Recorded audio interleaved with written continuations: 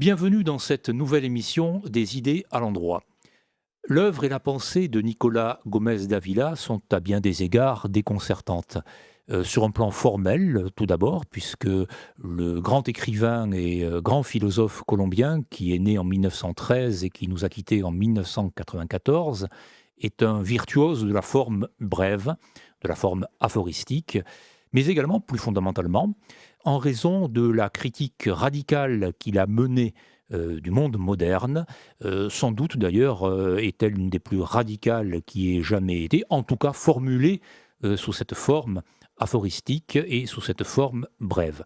Alors nous allons essayer de mieux comprendre cette œuvre, cette pensée, pourquoi le choix esthétique d'une telle forme, sur quoi se fonde Nicolas Gómez Dávila pour critiquer le monde moderne, sur quels postulats philosophiques, métaphysiques, théologiques, politiques. Nous allons essayer donc de présenter cette œuvre riche, à la fois transparente, translucide et profonde, avec trois invités. Avec vous, Michael Rabier. Michael Rabier, vous êtes docteur en philosophie. Vous êtes membre associé du laboratoire Hannah Arendt de l'Université de Paris 12. Vous avez consacré un remarquable travail à Nicolas Gómez Dávila. Je le présente, il a été édité aux éditions L'Harmattan dans l'excellente collection Théoria, dirigée par Pierre-Marie Sigaud. Nicolas Gómez Dávila, penseur de l'antimodernité, vie, œuvre et philosophie. Avec nous également Philippe Billet. Philippe Billet, vous êtes docteur en études ibériques, traducteur du portugais, de l'espagnol, de l'anglais. Vous animez également un blog, le blog Journal Documentaire. Et vous avez publié, alors c'est une plaquette qui est collector, comme je me plais à le dire, un recueil d'études qui comprend également une bibliographie de Nicolas Gómez Dávila, un certain nombre donc de réflexions autour de l'œuvre de Nicolas Gómez Dávila, Studia Daviliana. C'était en 2003. Je suppose qu'hélas, elle n'est plus disponible. En revanche, on peut vraisemblablement toujours la trouver. En tout cas, bonne chance chez des libraires d'anciens.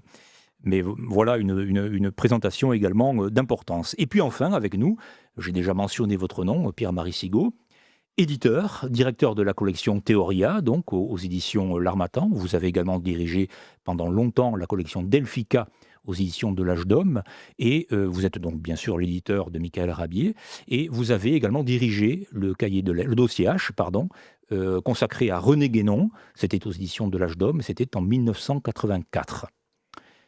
Donc messieurs, l'abord de cette œuvre de Nicolas Gómez Dávila, je le disais, est assez particulier en raison de sa forme. Plus précisément encore, en raison de son titre global, Scoli à un texte implicite ou Scoli pour un texte implicite, avec des successions, une nouvelle scolies successives, bon, peu importe. Que faut-il entendre, Michael Rabier, par ce titre-là, ce titre global, Scoli à un texte ou pour un texte implicite? Qu'est-ce qu'une scolie? Et quel est ce texte implicite auquel semble se référer Nicolas Gómez Dávila? Alors en effet, oui, le titre est assez énigmatique en français, en espagnol également, hein. Ce ne sont pas des termes qui sont couramment utilisés, même en espagnol, notamment celui de scolios, donc en espagnol. Par ce terme, tombé dans une certaine désuétude, Gómez Dávila fait référence au travail depuis l'Antiquité, notamment des Byzantins, de commentateurs en marge d'un texte existant, hein, celui-ci, d'un texte bien défini, Et hein, la scholia, donc, qui signifie en grec une étude, hein, un loisir dédié à l'étude, était pour ces Byzantins bien une étude commentée d'un texte bien précis. Ensuite, cela donnait lieu à toute une tradition de commentaristes, de commentaires, notamment au Moyen Âge, hein.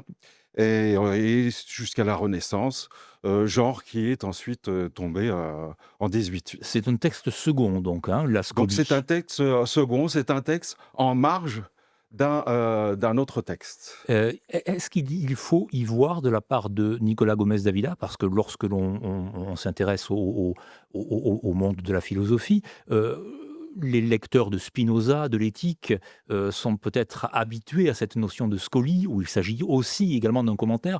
Y a-t-il un Alors, lien enfin, Nicolas Gomez Davila a-t-il été ou non un lecteur de en Spinoza? fait, il y a une confusion sur le terme, hein. Dans l'éthique, en effet, Spinoza présente son texte sous forme de scolie au sens de déduction, au sens de mathématiques, de théorème, un scoli Déduction, au hein. masculin. Mhm. Ce qui n'a, nonobstant, que peu à voir avec la scolie au féminin, qui elle est tout simplement, si je puis dire, un commentaire. Mhm. Hein. Donc il faut l'entendre ici au sens, non pas au sens spinoziste, si je Oui, puis dire, oui, oui. d'une déduction morée Eh géométrico, oui. hein, Mhm. mais d'un commentaire. D'accord. Hein, d'un commentaire d'un texte, une glose. Oui.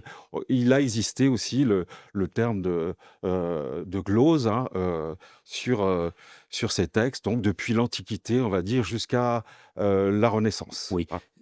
donc c'est un commentaire en quelque Voilà. sorte, on peut Et donc, en ce sens, Gomez Davila souhaite se situer dans cette tradition, mmh. hein, cette tradition du commentariste, cette Oui. tradition du moine copiste, j'allais dire, du transmetteur, hein, et du commentateur d'un texte. Très bien. Sauf que il y a la deuxième partie, Et hein, voilà la question que je voulais vous du poser. titre Ouais, de cet intitulé, ce encore fameux plus mystérieux, eh parce que oui. ce texte, Mmh. il est implicite. Voilà. Hein. Ça signifie que ce texte, on ne l'a pas. Ouais. Ce n'est pas un texte explicite, donc ce n'est pas un texte auquel il va faire référence Mmh. de manière explicite.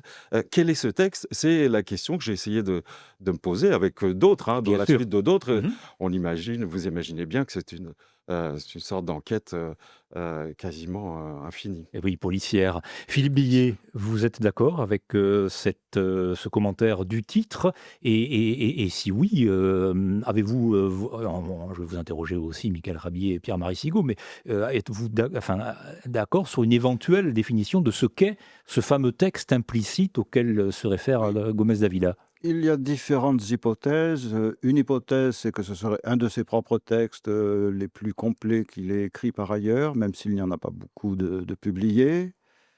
Une autre hypothèse, c'est que le texte implicite, en fait, c'est l'ensemble du discours de la culture occidentale, parce que beaucoup de ces aphorismes, de ces pensées font référence à probablement ont été inspirés par ces lectures.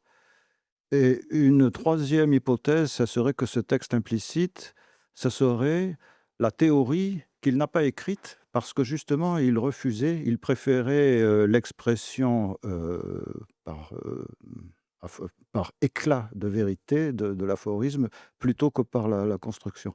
Ce qui est un peu étonnant dans ce titre, c'est que cet homme, une des caractéristiques de son style, c'est qu'il était d'une grande clarté, d'une grande transparence. D'autres titres de ses rares œuvres sont simplissimes, hein, c'est notes ou textes. Et alors cet intitulé un peu bizarre, c'est étrange d'avoir eu l'idée de faire, ce titre un peu compliqué et mystérieux. Mais c'était peut-être une façon pour lui de s'amuser en pensant qu'il allait donner un os à ronger et que justement, les gens feraient ce que nous faisons en ce moment, d'essayer de comprendre ce que veut dire ce titre. Oui, de gloser la glose. Voilà. Ce serait quelque chose d'un peu borgésien pour citer un autre écrivain d'Amérique latine, un jeu presque policier sur sur la quête d'un sens et d'un texte disparu. Alors, vous avez rappelé, Philippe Billet, qu'il écrivait donc sous forme d'aphorisme, sous forme d'éclat, avez-vous dit. Euh, Quelle est la signification de ce choix? Est-ce dû, d'après vous, à une vocation, voilà, une vocation d'écrivain? Il n'était pas fait pour une œuvre, disons, composée de manière classique, traditionnelle, avec un début, une fin, une argumentation, voilà. Est-ce que c'est l'hostilité à l'endroit même de toute idée systématique? Hmm. On dit traditionnellement dans l'histoire de la philosophie que avec Hegel et avec le système hegelien se clôt une très grande partie de la métaphysique occidentale. Est-ce que c'est un constat que Gomez Davila a fait sien, jugeant que dans le monde moderne qu'il condamne, on va y venir bien entendu, la seule manière de penser et d'écrire est par éclat, par fragments? Quelles sont vos hypothèses à ce propos?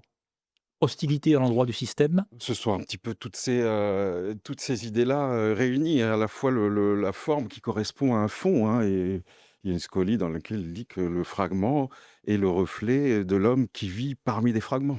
Ah oui. Hein, n'est-ce pas? Donc là, on a une forme qui correspond, à proprement parler, à un éclatement, hein, pour reprendre le terme utilisé par Philippe, un éclatement de la vérité, hein, dans le monde moderne. Oui, Hein, la vérité est brisée, on n'en a plus que des éclats, et de ces éclats, on peut faire des éclairs, oui, si je puis dire. oui, C'est ce que, Gomez Davila, tente et réussit, à mon avis. Et c'est également, la fin des grands récits, hein. oui. D'une certaine manière, il s'inscrit, dans la postmodernité, hein, Mhm, qui a été définie par, Lyotard, on le mhm. sait, comme, la fin, des grands récits et notamment, des systèmes, nés avec, Hegel. Oui, C'est aussi, une volonté de peaufiner un style, heu, français, j'allais dire, hein. Parce que, ça c'est très intéressant.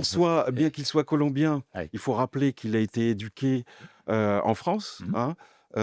Peut-être que même si le français n'a pas été sa langue, maternelle, il a vécu entre 6, on estime à peu près entre 6 et 19 ans, en France. Il a dit lui-même à Martin Moserbach à la fin de sa vie que la France l'avait formé, la France l'avait fait, hein. Donc, Il a été un lecteur des moralistes français des et il a XVIIe été et XVIIIe certainement, il les siècles. cite, d'abondance, il les a dans sa bibliothèque, parce qu'il faudra revenir, à Ah, son c'est monde qui est essentiel. sa bibliothèque. Oui, Parce qu'avant d'être un commentateur, c'est un lecteur et un absolument. très bon lecteur, et notamment des moralistes français, mais pas seulement, Mhm. hein. Sa bibliothèque est immense, environ 30 000 ouvrages dans toutes les langues, hein. Il lisait le français, mais pas seulement, hein, l'allemand, l'italien, évidemment les langues anciennes, grec, latin, donc, mais il y a dans son style en espagnol cette volonté, d'atteindre une perfection, perfection du moraliste, Ouais, français, ouais. hein, qui fait de sa plume quasiment, une épée, hein, voire même un rasoir, pour, autopsier, j'allais dire, quasiment chirurgicalement, le cadavre, C'est ça, du monde moderne. absolument. Pierre-Marie Sigaud, vous êtes d'accord avec, vous avez la même perception comme lecteur de Gomez Davila, de la même perception globale et générale pour l'instant de son œuvre, et vous appréciez en tant qu'éditeur et donc lecteur éminent cette facture de la particulière qu'est la forme brève? Oui, alors, je pense que c'est le côté, comment dire? Un peu, à la fois contradictoire et naturel, c'est de Gomez Davila. C'est un classique français. Enfin, c'est un disciple Oui, des moralistes français, c'est un auteur formé par le classicisme, français, oui, et en même temps, c'est un auteur qui, par l'emploi de la forme fragmentaire, l'aphorisme et cetera, heu, est moderne, oui, voire postmoderne. oui. Si on veut trouver d'autres exemples, d'auteurs comme ça, un peu, qui pratiquent l'explosion ou Oui, le jet de grenade, on oui, peut penser à Dominique Leroux, par exemple. oui, dans Immédiatement, ouverture de Oui, la quelques textes précis, hein, La France de Jean-Yann, oui. voilà, Mmh. et il est donc à la jonction entre ces 2 mondes, le monde moderne, sur lequel il porte une appréciation, on va dire, Alors sévère. oui, ou hautement lucide et réaliste, mais Oui. on va avoir le temps d'en parler, oui. Voilà, à la jonction, et en même temps, très profondément enraciné dans la, littérature, française, Oui, francophone du 18e, XVIIe siècle. 17e et 18e siècle. Voilà. À ce propos, je reste toujours dans l'aspect formel, mais qui quand même, me semble-t-il, important chez Nicolas Gomez d'Avila. Vous avez parlé, Michael Rabier, de la Renaissance. Vous venez de parler des fragments, Philippe Billet et Pierre-Marie Sigaud.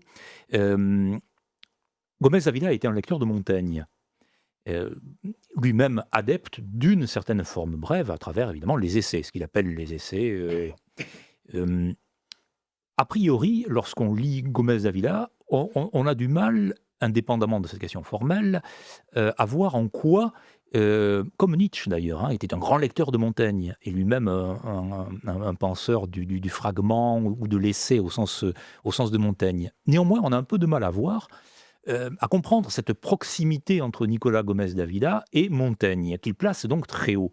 Parce que Montaigne, évidemment, c'est l'homme, entre autres choses, évidemment, qui rencontre un certain nombre de traditions philosophiques. Il rencontre l'épicurisme, il rencontre le stoïcisme, il rencontre ô combien le scepticisme. Mais quand on lit Nicolas Gomez d'Avila, on est beaucoup plus, me semble-t-il, vous direz si c'est une lecture qui vous paraît judicieuse ou pas, mais dans l'affirmation, voire l'affirmation péremptoire, et ça n'a aucun caractère péjoratif dans ma bouche, en tout cas, dans l'affirmation, dans l'assertion, ce goût qu'avait Nicolas Gomez d'Avila de Montaigne, comment le comprendre? Et doit-il également à Montaigne, autant qu'aux moralistes français des XVIIe et XVIIIe siècles, ce goût de la forme brève? Qu'en pensez-vous?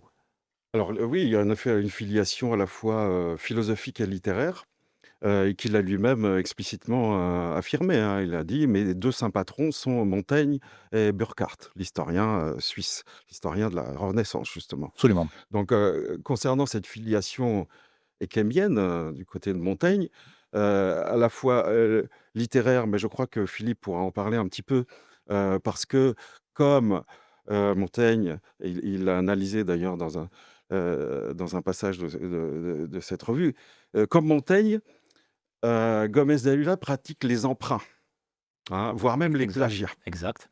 Les allusions, les C'est citations, vrai. sourcées ou pas sourcées. Or, et là, je l'ai sous les yeux, je l'ai retrouvé avant de venir, en français, dans le texte. Oui. Et c'est Philippe, je lui passerai la parole parce qu'il l'a très bien analysé ensuite. En français, dans le texte, voici ce qu'il écrit. Je veux qu'il donne une nasarde à Plutarque sur mon nez et qu'il s'échaude à injurier Sénèque en moi. Donc c'est une citation textuelle d'un extrait des essais de Montaigne. Alors, qu'est-ce que signifie cette citation? Philippe Oui, Billet. alors, ce qui est intéressant, c'est que ça se présente à la fois comme un plagiat, parce que ce n'est pas signé, il ne donne pas l'auteur de la citation, mais en même temps, explicitement, ça n'est pas un plagiat, puisque c'est écrit en français, au contraire de toutes ces pensées qui sont écrites en espagnol.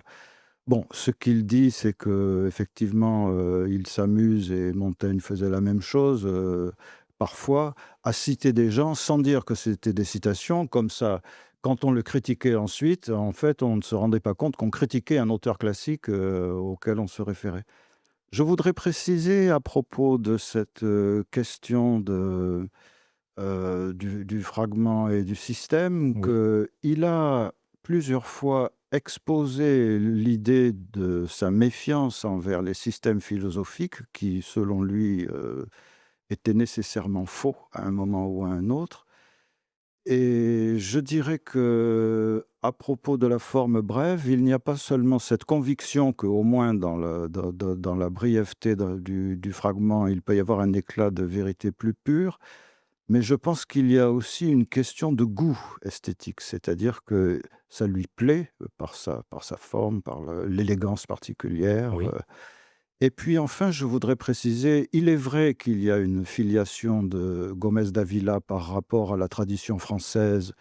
C'est explicite dans le fait qu'il cite comme un de ses deux grands maîtres Montaigne. Mais il faut rappeler que dans le monde hispanique, il y a une longue tradition de l'aphorisme depuis la pré-Renaissance avec Ramon Llull en Et Catalogne, depuis Balthazar Gracian, qui était un jésuite au XVIe ou XVIIe siècle, au siècle d'or, jusqu'au XXe siècle, avec des écrivains comme Gomez de la Serna. Enfin, il y a une longue tradition de l'aphorisme dans la littérature espagnole, il faut dire. Oui, oui, oui.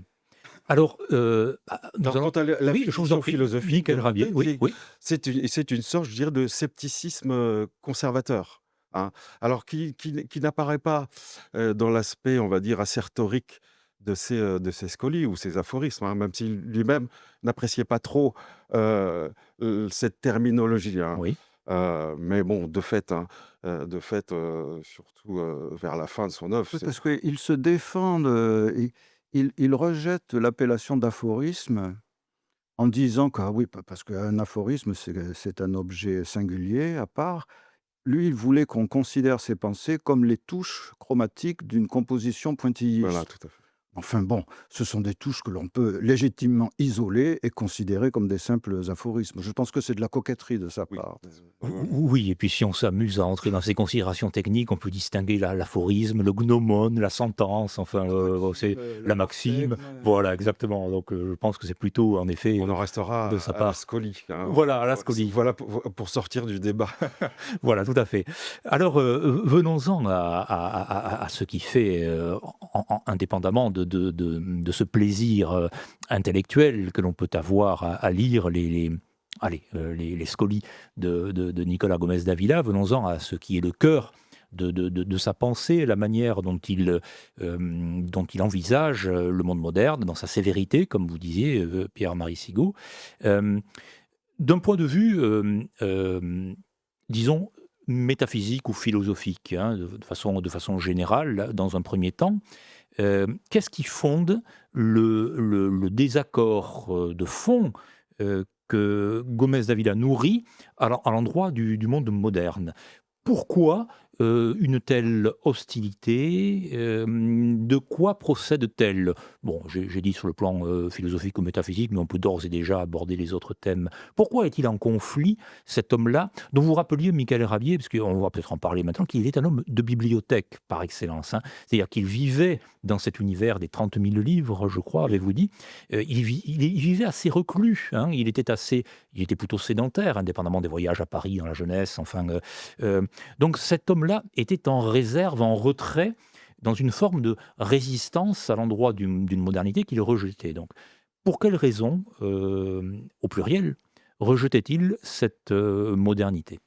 Oui, il y a en effet un paradoxe chez cet homme-là qui est resté quasiment toute sa vie reclus dans sa maison bibliothèque de style Tudor à Bogota, qui a vécu une période de sa vie en France, qui a ensuite, après-guerre, refait un voyage avec sa femme, voyage de noces sans doute, en 49, à faire un tour d'Europe, hein, sur les ruines déjà de l'Europe, Oui. d'après Seconde Guerre mondiale, qui est rentré à Bogota définitivement et sans jamais sortir quasiment de sa maison, sauf pour aller voir ses amis du Jockey Club, recevoir quelques intellectuels, prélats, etc., avec qui discuter. Donc le paradoxe, c'est qu'un homme qui finalement n'a que peu vécu dans le monde, en a une conscience, une prescience d'une lucidité extraordinaire. C'est le premier paradoxe, mais peut-être que ça n'est pas un paradoxe, puisque le recul fait qu'on observe beaucoup mieux. Philippe Millet. Il faut dire que s'il était reclus, c'était aussi pour des raisons de santé, parce qu'il était diminué à la suite d'un accident et qu'il n'était pas très habile physiquement. Donc, il est resté chez lui beaucoup à cause de cette raison. Probablement. Ensuite, c'est un lecteur. Enfin, il consacre ses journées, ses nuits, plus que ses journées d'ailleurs, à la lecture, hein. Il consacre ses nuits à la lecture et c'est de là d'ailleurs que vont surgir ses commentaires, Oui. hein, ses premiers écrits. C'est qu'il avait avec lui des carnets et comme il détestait griffonner sur ses livres, dont certains étaient des livres de collection, hein. On a une grande partie de sa bibliothèque qui a été conservée Elle était vendue à la Bibliothèque nationale D'accord. de Colombie. Il était Donc, bibliophile, donc aussi. il Il y était avait cet bibliophile, aspect-là. collectionneur, il y a des incunables, une Ah oui. édition du Prince. Oui, oui, c'était un... Et bon, il avait une fortune personnelle qui lui permettait eh bien, ce loisir, hein, Ouais. cette école au sens grec, la scolie, et Oui. Mmh. voilà, ce loisir de la lecture, Mmh. et puis de l'achat d'ouvrages. Et donc, il notait sur des carnets hein, des réflexions nées de réflexions d'autres auteurs. Hein. Et donc, Donc ce sont là naît ces... le commentaire. Oui, et ce sont ces auteurs, le premier, d'après vous, enfin, sa première réaction à l'endroit de la modernité est une réaction donc de type intellectuel. De type D'abord, intellectuel, il me semble, et à travers d'autres auteurs. Après, une hypothèse, c'est que l'Amérique latine et la Colombie, au premier chef, est passée, je dirais, alors un peu caricaturalement, mais quasiment sans transition, du Moyen Âge au monde industriel. Hein. Bon, c'est un peu schématique, hein, mais et probablement qu'il voyait autour de lui hein, ces stigmates de la modernité hein, dans son propre pays. oui, Et le premier d'entre eux, celui qui, si j'ose dire, saute aux yeux, mais pas à l'esprit, c'est la laideur oui, et la vulgarité. absolument. Donc, son premier désaccord avec le monde moderne, je dirais qu'il est sans doute esthétique. Oui, Et comme il n'y a pas d'esthétique sans éthique, et pour un penseur se réclamant de l'Antiquité, hein, le bien, le beau, le vrai oui, hein, sont ces universaux qui oui, forment un tout. oui, qui sont convertibles entre eux, comme dit la Voilà, scolastique. Hein. exactement. Mhm. Alors, même s'il dit pique-pente de la scolastique Oui, on va y revenir. Ça m'intéresse. et C'est d'Aristote, particulier. Et oui, oui, c'est particulièrement intéressant et étonnant. Hein. oui, On va y revenir. en ce sens-là, il reste un homme de l'Antiquité dans le monde moderne. Et voilà, ce qui lui saute d'abord aux yeux, c'est sa laideur. Ouais, Hein. ouais. Sa monstrueuse laideur. Il revient beaucoup dans toute son œuvre hein, sur cet aspect d'abord esthétique, ensuite éthique, Oui, enfin métaphysique. Hein. d'accord, d'accord. C'est un croyant, c'est un catholique pratiquant, très ancré dans la tradition. Oui, Hein. Et donc, il voit aussi hein, se déliter avec la beauté, hein, eh bien, un lien de l'homme avec ce qui le dépasse, hein, avec Dieu, et dans la pratique également du rituel oui, dans la de la liturgie. liturgie, parce qu'il a été aussi un des critiques du Concile Vatican II, Mhm. alors qu'il était en Colombie, il l'a vu de loin, mais ce qui prouve qu'il était aussi un observateur Mhm. hein, de ce qui se passait en Europe, tout en restant reclus, entre guillemets, Mhm. dans sa maison de Bogota. Pierre-Marie Sigaud, cet aspect de Nicolas Gomez d'Avila et son hostilité à l'endroit de ce que René Guénon, que vous connaissez bien, appelait le règne de la quantité, c'est quelque chose qui vous paraît aussi tout à fait probant d'un point de vue du point de vue intellectuel. Il est indépendamment de l'aspect purement esthétique. Est-ce que c'est aussi quelque chose qui peut contribuer à expliquer les raisons d'être de sa critique? Ah, je pense, oui, sans l'ombre d'un doute. Euh, Sur le fond, c'était quand même, il y a une dimension esthétique. Oui. Euh, Vous êtes aussi sensible à... C'est le point de départ, donc. Hein, à c'est un mon peu avis, de... oui. Ouais, ouais. À mon avis, oui. Mais évidemment, ça irradie sur tous les aspects de la réalité, du réel. Et ce réel, il le combattait Mhm. avec une langue qui était effectivement, je crois que c'est Michael qui a employé le mot tout à l'heure, enfin c'était une lame bien effilée. Mhm. Et je crois que c'est ce qui peut d'ailleurs retenir les lecteurs actuels. Oui, C'est que Gomez Javila, bon, presque notre contemporain, mais je crois qu'il est d'une extrême actualité. oui, oui. Parce que quand En on quoi? lit Hmm. Quand on lit ces aphorismes, ce n'est pas d'exemple qui me viennent à l'esprit, chaque fois, on est enclin à se dire, mais comment peut-il toucher aussi juste? Comment peut-il voir aussi clairement? Comment peut-il voir aussi clairement? Dans Par son coin, anticipation aussi. Ouais, voilà, ouais. dans sa bibliothèque de Bogota. Et ça me paraît être quelque chose de et en même temps de très traditionnel aussi. Oui.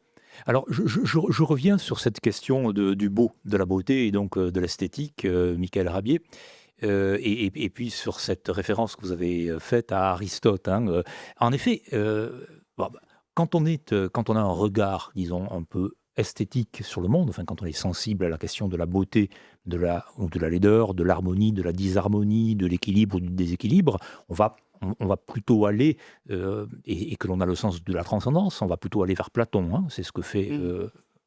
Gomez Avila, plutôt que vers Aristote. Et Platon lui-même a été un grand penseur de la beauté, de l'amour et de l'homme, disons.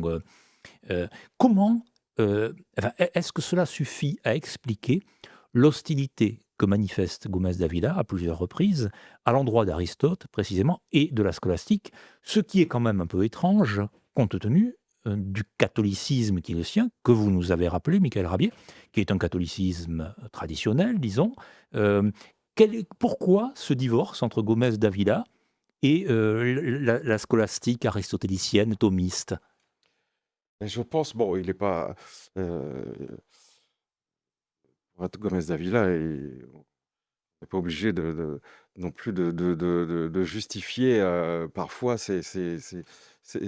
Oui, certains de ses excès. Hein. pour comprendre Mais simplement je pense cette que c'est option, l'esprit disons, système. cette option. C'est D'accord, l'esprit anti-système, d'accord, si je puis dire. Mais d'accord. Ah ben anti-système oui, mais oui, au sens philosophique, je mais dirais, oui, quoique pas mhm, seulement. mais oui, Donc, il me semble, même s'il n'en a pas donné d'explication, oui, hein, que cette volonté d'édifier un système, hein, déjà une encyclopédie du savoir, hein, qui bien sera sûr, prolongée par Hegel ensuite. bien sûr. Le fait que la somme théologique de saint Thomas soit une volonté de répondre systématiquement Mhm, à toutes les questions mhm, était étrangère à l'esprit, je dirais, piétiste, plutôt oui, piétiste d'accord, de Gomez d'Avila. d'accord, Certes, il est traditionnaliste, mais avant d'être traditionnaliste, il est piétiste. Il est plutôt du côté de Pascal oui, que de Descartes, eh si je oui, puis dire. eh oui. Hein. Et Pascal, Euh, Platon pour disposer au christianisme. Enfin, voilà. on voit la filiation. Hein.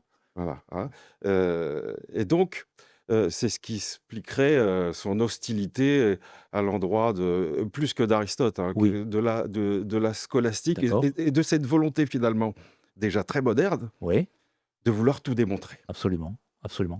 Et en passant précisément par l'usage de la raison, En quasi passant exclusivement de la raison, exclusivement. et en laissant de côté l'intuition et La l'intellect, foi, hein, bien sûr. l'intuition, voilà. Mmh. Et et à ce titre-là, d'ailleurs, il se range, plutôt aussi du côté des romantiques, hein, des romantiques Oui, allemands, mais oui, qui important. vont, les premiers critiquer, ce, ce pouvoir démesuré, hein, que, les modernes ont voulu, attribuer, à la raison et au raisonnement.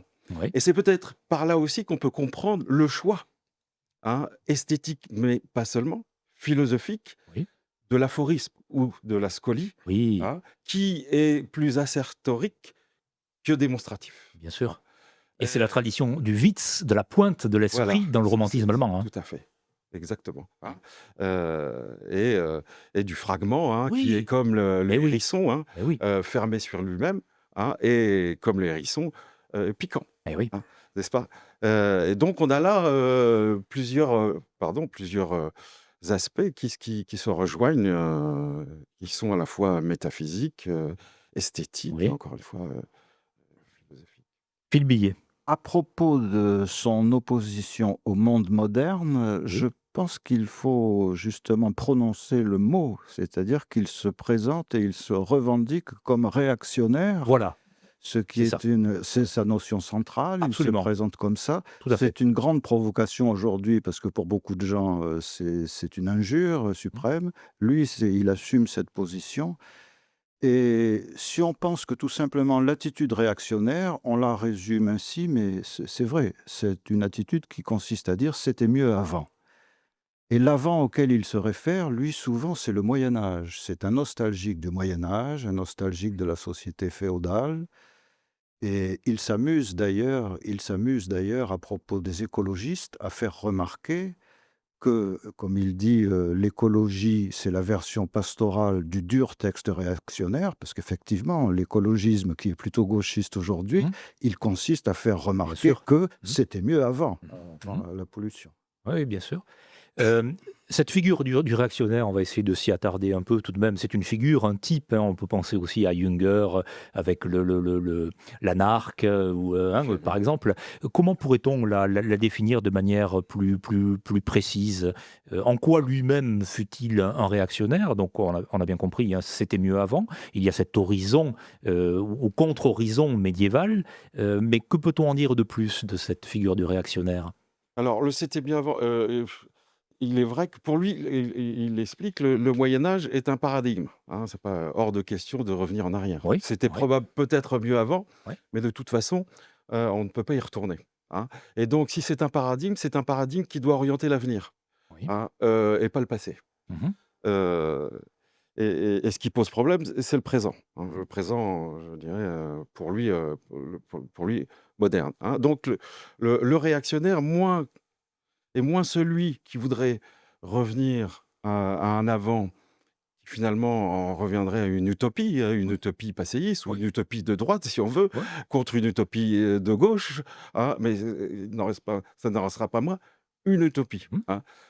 Donc le passé, il doit orienter l'avenir et en ce sens-là, le réactionnaire, oui, il est bien ancré dans le passé, hein, pour pouvoir mieux, heu, se profiler dans l'avenir. Mmh. Alors, il est vrai que le terme est un petit peu ambigu, plus qu'ambigu, il peut prêter à confusion.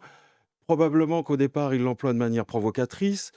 Il était, il me semble, encore plus infamant avant lorsqu'il l'a employé qu'aujourd'hui, peut-être, hein.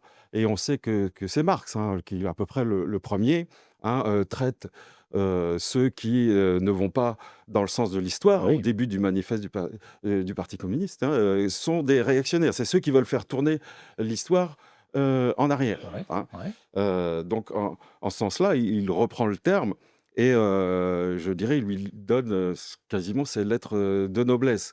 Le réactionnaire, c'est une figure, comme vous avez dit, hein, un peu comme, l'anarque, Oui, hein. oui. Il est là sans être là. Ce n'est pas un actif, ce n'est pas un militant, c'est un observateur, c'est un contemplatif. Et c'est un homme seul. C'est un homme seul, au milieu de la foule, hein, de la foule moderne. C'est un homme en retrait, Oui, hein, et d'ailleurs, bon, il est vrai que, dans je crois Les Prochains Titans, un entretien oui. de Mmh. Ernst Jünger avec Franco Volpi. Je rappelle au passage que Franco Volpi a été un des premiers découvreurs de, ce n'est pas un hasard, de Gomez Davila, qu'il a rencontré, qu'il a contribué à la réédition, En effet. hein, en Colombie même, des œuvres qui étaient épuisées, des œuvres de Gomez Davila. Il a contribué à la traduction et l'édition en Italie, Oui, hein, donc ça n'est pas un hasard. Le en Franco effet. Volpi ici entre, heu, Junger et Gomez Davila, et l'anarque a des caractéristiques, oui, qui sont très proches de son réactionnaire, hein. D'accord. Hem, Heu, qui je est vous en plus prie. métaphysique de mon point de vue que politique. Oui. Si on s'approche, mais sans perdre cet horizon du réactionnaire, de l'aspect politique, que va-t-il, trouver dans la société médiévale, qui lui paraît devoir être, je ne dirais pas conservé, mais en tout cas peut-être maintenu en vue, d'un avenir qui serait traditionnel?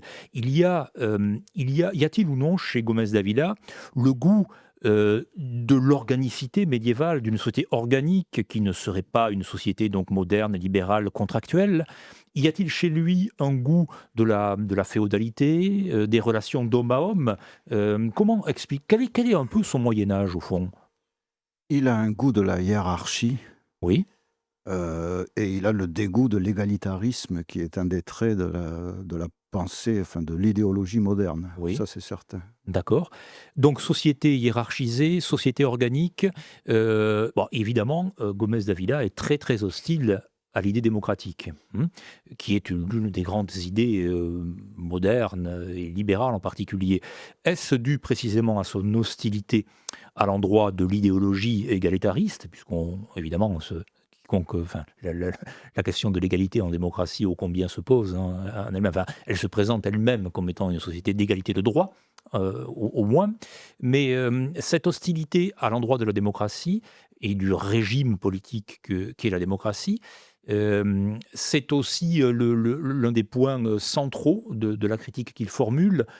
Hostilité à l'endroit de l'homme des masses, de ce que Marcuse, d'un autre point de vue politique, appellera l'homme unidimensionnel. Et l'homme sans qualité, pourrait-on dire également, hein, pourquoi pas. Est-ce que c'est aussi cela? Oui, oui, certainement. Enfin, et à ce titre, en effet, le Moyen Âge représente pour lui, hein, même si à certains égards, son Moyen Âge est idéalisé, Oui. hein, n'est-ce pas?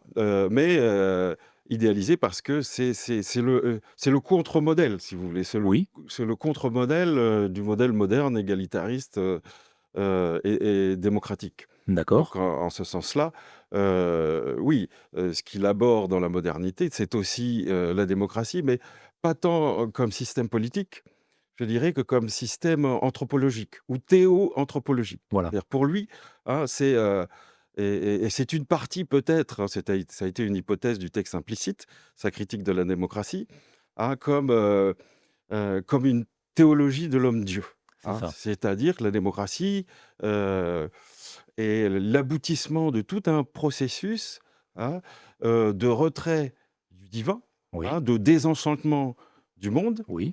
au profit d'une divinisation ou d'une autodivinisation de l'homme. Hein.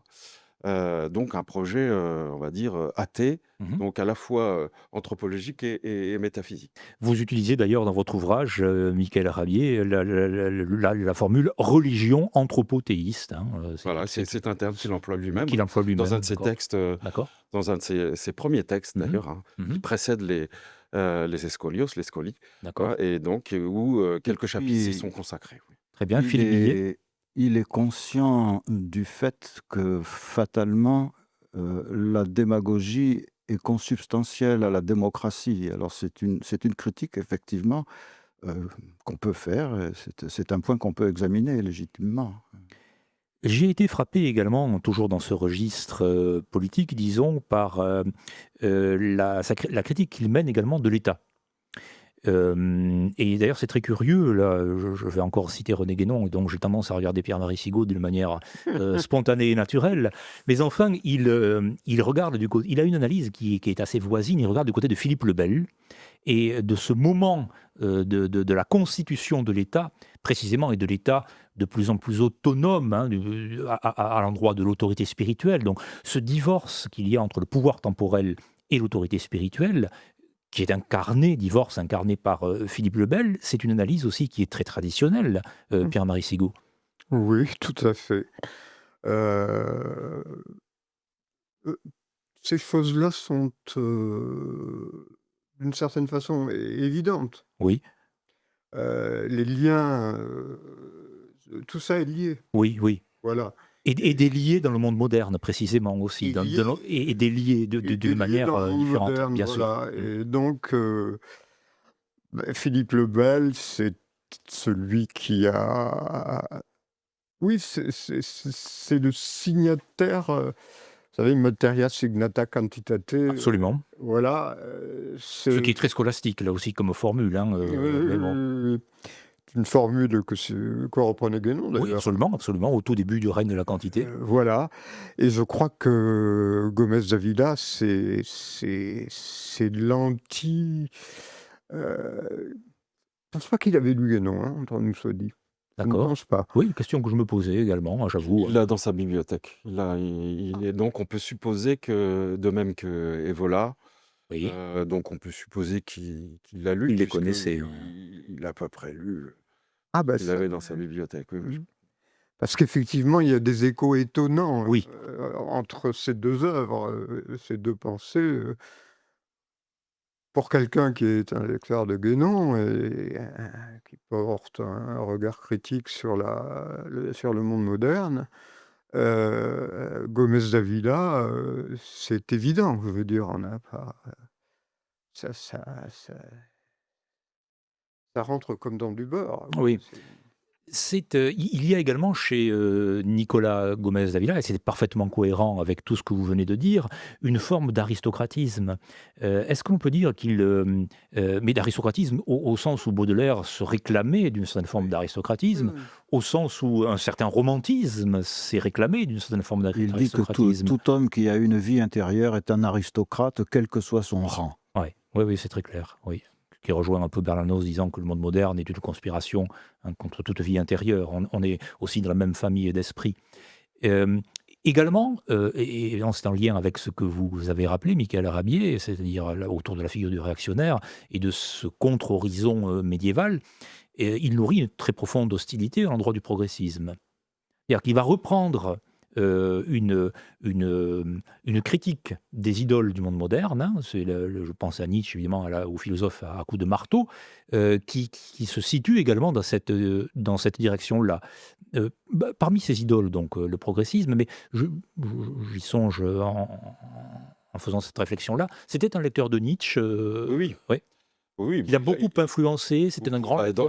ne serait-ce que dans le style, hein, parce qu'on Oui, sait que Nietzsche a pratiqué l'aphorisme, il admirait Voltaire, il c'est vrai. admirait les moralistes, Ah oui, donc à partir du Gai Savoir et même avant, Humain trop humain, il y a cette période-là où Nietzsche explicitement, hein, il se met sous les auspices des moralistes exact. français, Bien sûr, et de Stendhal pas, aussi. voilà, et de Ouais, Stendhal, et ouais, pas seulement pour le style, du reste, pour cet aspect psychologique, d'analyse c'est ça, psychologique c'est ça, euh, de l'homme de la modernité. c'est ça. C'est également un des projets de Gomez Davila. Il l'a lu, il l'avait dans sa bibliothèque, hein, il l'a lu en allemand, hein, parce Oui, qu'il il lisait l'allemand. oui, Et donc, et on a même, alors peut-être un peu exagérément présenté Gomez Davila comme le Nietzsche des Andes. oui, oui, Il me oui. semble qu'il y a un ouvrage Exact, qui oui, vient de paraître absolument, c'est vrai. sous ce Mhm. titre-là, ce surnom en fait qu'on lui avait donné. Ouais. Alors c'est peut-être exagéré, mais il y a beaucoup de proximité,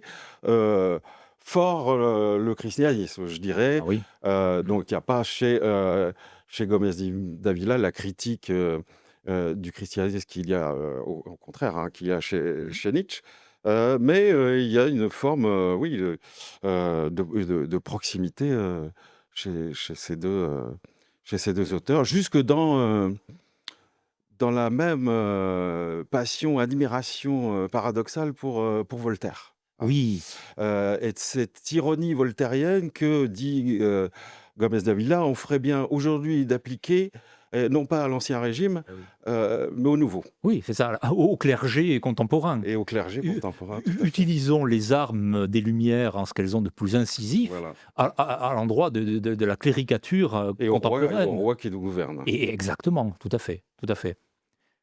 Philippe Billet, vous êtes aussi sur ce lien avec Oui, Nietzsche et je la voudrais modernité. profiter pour citer, parce que chez Gomez Davila, on peut, les aspects les plus frappants de son écriture, c'est d'abord bon, ses idées. Il s'amuse à piétiner l'idéologie moderne, Oui, etc. Il y a son style qui est très clair, oui, mais il y a quelque chose, il y a de l'humour souvent chez lui. Il se voilà, marre. voilà, Et alors, il y a en Très particulier un important. c'est vrai. paragraphe que je ne connais pas par cœur, mais où il s'amuse à parodier le discours des guerriers en disant nous devons tirer avec n'importe quelle arme, depuis n'importe quel buisson, sur toute idée moderne qui s'avance sur le chemin, c'est très drôle. Ouais, ouais, ouais. Vous êtes d'accord, Miguel Gabriel? Tout à fait. Il C'est faut un aspect pas. que l'on ne souligne jamais quand Oui. on évoque Gomez Davila. Mais en même temps, l'esprit de sérieux, c'est un esprit très, très moderne. Oui, Hein. oui. Cette Ouais. lourdeur que Oui. critiquait, L'écu de plomb cette dont parlait Nietzsche. voilà, cette lourdeur même germanique que critiquait Nietzsche chez ses compatriotes. L'abus de choucroute et de pommes de terre, disait-il, Exactement. voilà Mon qui cher explique toute la métaphysique allemande. Joseph, tout à fait. Alors, à l'endroit de ses compatriotes colombiens, Gomez Davila n'était pas tendre non plus. Hein. Mais c'est vrai qu'il a en commun, et tous les deux ont en commun avec Voltaire, cet humour, cette ironie mordante, hein, ce plaisir à faire des pics, hein, Oui. à lancer des pics, à couper les jarrets, Ouais. au moins Ouais. métaphoriquement. Ouais.